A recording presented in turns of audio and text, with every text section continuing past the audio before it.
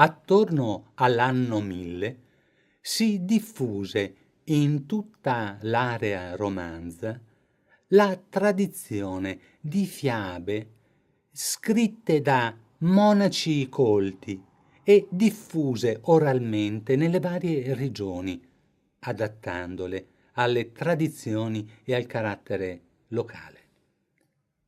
La chanson de geste sarà, nel XII secolo, l'epilogo di questo ciclo, ove storia e fantasia si intrecciano, spesso collegando miti antichi a re e cavalieri per esaltarne virtù ed imprese verosimili più che vere. Giovanni, un monaco cistercense, scrisse in latino la storia d'un re di Sicilia, il cui figlio Lucinio venne inviato a Roma per imparare le 7 arti liberali alla scuola di Virgilio, il poeta mantovano. Dopo 7 anni il giovane torna con l'impegno di non proferir parola finché non arrivasse il maestro saggio e lungimirante. Nel frattempo il re, Dolopatos, ossia portato a soffrire, morta la madre di Lucilio, ne aveva sposato una giovane ed assai vivace, che alla vista del giovinotto, con la complicità delle ancelle, cercò inutilmente di sedurre. Lui ad ogni appello d'amore restava silenzioso. Offesa nell'orgoglio femminile, denunciò al re sposo che Lucilla aveva tentato di violare la sua virtù muliebre. Credendo il giovane muto e un po' rintronato. Il silenzio fu interpretato dal re quale conferma del misfatto e la condanna a morte del figlio una dolorosa decisione. Ma si presentò un vecchio, affermando d'esser uno dei 7 saggi di Roma e raccontando una fola, fece rinviare l'esecuzione di un giorno. Quello seguente, un secondo vecchio ne raccontò un'altra, ottenendo la stessa grazia.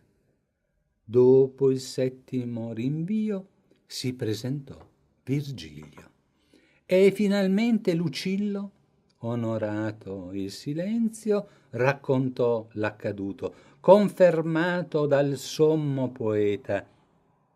Giustizia fu fatta, mandando a rogo la mala femmina. Poiché nulla si crea ed il narratore era un monaco, il racconto forse fu un adattamento fantasioso del celebre episodio biblico di Giuseppe il Casto e la moglie di Putifarre. Dalla stessa fonte sgorga la novella di Merlino, un prodigioso mago, che scoprì l'arcano del castello tremante del re. Sotto le fondamenta dormivano 2 draghi. La figura del drago ha antiche origini nell'Apocalisse. San Michele lo trafigge. Continuerà la lotta Giorgio, santo, che come il drago nessuno in realtà ha mai visto. Il serpentone malefico rappresenta dall'antichità l'estrema sfida.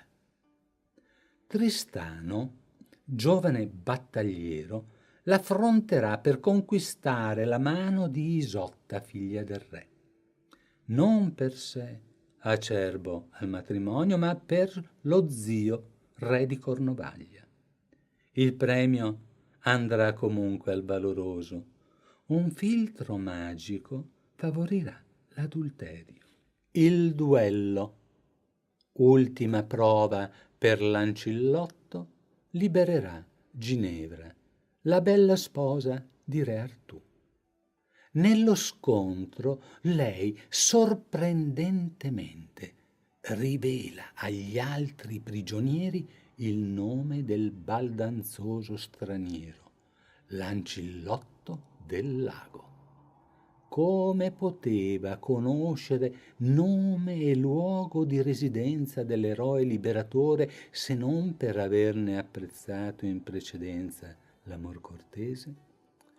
Insomma, le gesta, le dame ed i cavalieri ed i loro amori ruotano sempre attorno alla stessa mensa, una tavola rotonda, imbandita per loro e per la nostra festa.